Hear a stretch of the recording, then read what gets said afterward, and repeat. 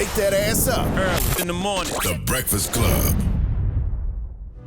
Morning, everybody. It's DJ NV, Charlamagne the Guy. We are the Breakfast Club. Our guest co-host, Miss Pat, is here. And let's get in some front page news. Morning, Tiz. Good morning, DJ Envy. Good morning, Miss Pat again. Good morning. Yes, you were here the first week that I did front page news. And you still here, girl. I'm still here. I thought they'd be done switch you out too. Every time I look up, it's something new in that chair over I'm still hanging. Well, let's jump right into it. Let's talk about Biden. They're saying Biden should consider dropping out. David Axelrod, who served as a senior advisor to former President Barack Obama, suggested that President Joe Biden may want to reconsider his election bid as he potentially faces another race for the White House against former President Donald Trump. Now, his comments came after the New York Times poll that was published on Sunday. But again, guys, we've been seeing these polls over and over and over. But this particular poll found Trump led Biden in 5 of the 6 key battleground states ahead of 2024. Trump led Biden by 10 points in Nevada, 6 points in Georgia, 5 points in Arizona, 5 points in Michigan, and 4 points in Pennsylvania. Biden took the lead over Trump in Wisconsin by 2 points. These are all critical areas that he must have in order to win. Let's take a listen to what David Axelrod said, and I'm going to give you some more information. Is this the best path? I suspect that he will say yes. But time is fleeting here, and this is probably the last moment for him to do that check. And it's probably good if he does. Well, here's the thing. I agree with David Axelrod, but what's the plan B? Like, we've been talking about this for a while. I feel like both Republicans and Democrats need to move away from their front runners. But the difference is Republicans have a bench. You can point to Nikki Haley. You can point to Chris Christie, Tim Scott, Vivek Ramaswamy, Mike Pence, even though he dropped out. They just got a real bench. Democrats do not. So what's the plan B? They don't have a bench because they were told to sit down. If there would have been a bench, if individuals were allowed to get up and raise their hand. They coalesced already behind Joe Biden, said that if anybody ran, it would be hurting the chances of beating Trump, which if people are going to vote against Donald Trump, they're going to vote against Donald Trump. Why not have more than one option? And, I'm really getting sick of people saying, Charlamagne, oh, you're helping Trump by saying this. No, Joe Biden is helping Trump.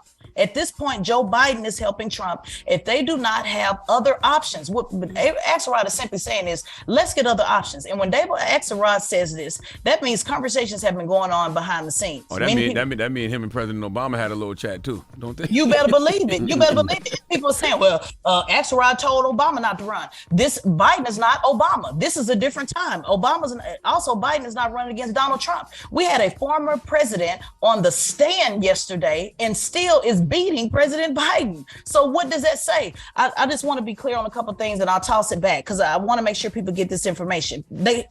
President Biden never had progressives out the jump. Remember, President Biden said in 2019 that he would be a one-term president. He said himself that he was going to be a placeholder and that he signaled that he would be a one-term president. He never had progressives. Bernie Sanders had to beg progressives to beg for President Biden. So he lost those voters. You see black voters falling off one by one every day. But then now let's look at what's happening with Michigan, with Muslim voters. Look at what Rashida Tlaib literally went out and said, we will organize against you in 2024. You have to have the Muslim vote in Michigan, period. No ifs, ands, and buts about it. The Hispanic votes are now being split even more. The coalition is literally leaving. In addition to 500,000 people are now on strike. Forget the polls. Let's look at the 500,000 people that are on strike. You cannot ignore these folks, Charlamagne. This is a real problem. So if you love Democrats, for you Democrats that are in the comments, if you love Democrats the way you do, if you love Joe Biden the way you do, if you love black people the way that you do, you should be urging this party to say, let's have a different choice. We're simply asking for a choice. We have a year out.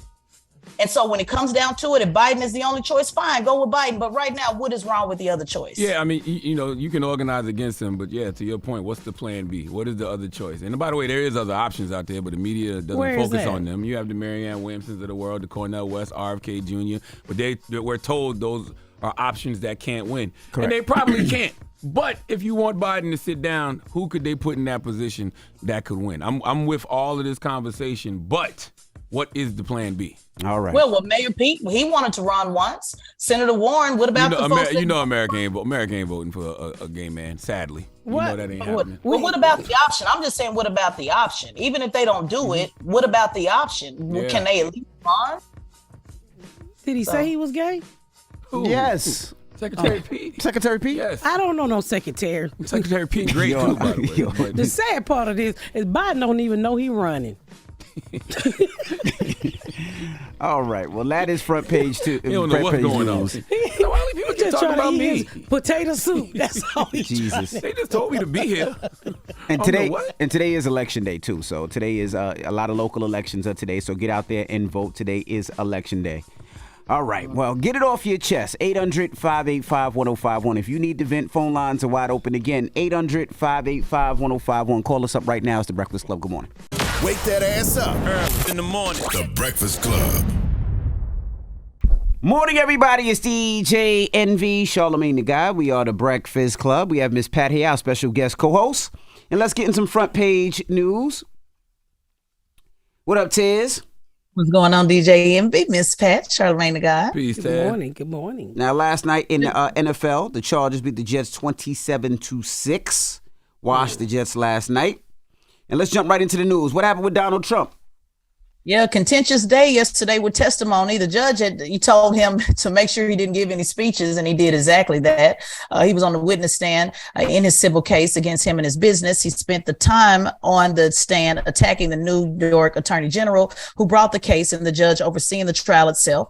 Trump called it a political witch hunt. He told the judge that it's a terrible thing that you've done. You believe this political hack back there, and it is unfortunate. After court, he had a few words to say, and also Attorney James had a few words to say as well. Let's listen to both. You have a racist attorney general who made some terrible statements, and we just see some more that came over the wires today.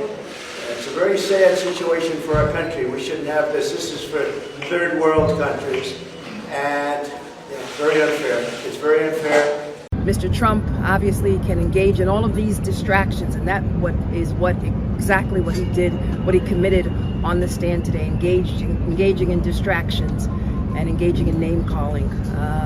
But I will not be bullied. I will not be harassed.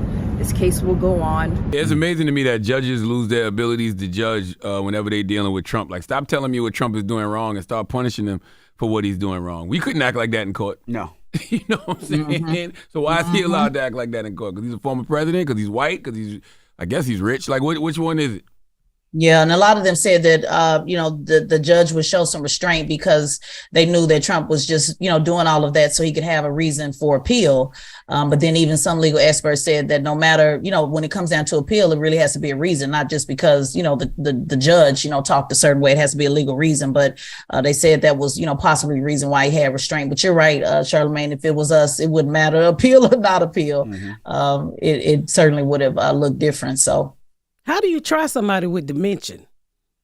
Trump got dementia? He got something. He got something. He got something. He got dementia. It's called entitlement and privilege. That's what he got.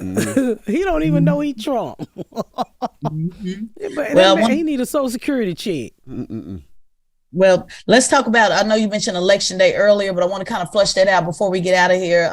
This is Election Day. It's an off year. A lot of people don't talk about Election Day and an off year. And this is usually when a lot of things happen, especially that you'll see unfold in 2024. Mm-hmm. So big races going on now, Kentucky, Ohio, Virginia, dozens of other states. It's about 37 states that are heading to the polls today. And it is, again, going to make a big difference for 2024 because whoever runs these governors in these states, these local elections, mayor, like in Houston, it has everything to do with what 2024 would look like. We had Tamika Mallory on the show earlier, maybe I guess about a couple of months ago, where she talked about Daniel Cameron running for governor and how it's important that he doesn't win. He is the one that is responsible for not making sure that the murderers of Breonna Taylor went to jail. So there's a lot of stuff going on now. It's a total of 25 million people, that'll be weighing in on hot button issues today, like abortion rights and all types of ballot measures. So very, very important. And I want to give myself a little plug. My show tonight premieres on Revolt called Tez on 10.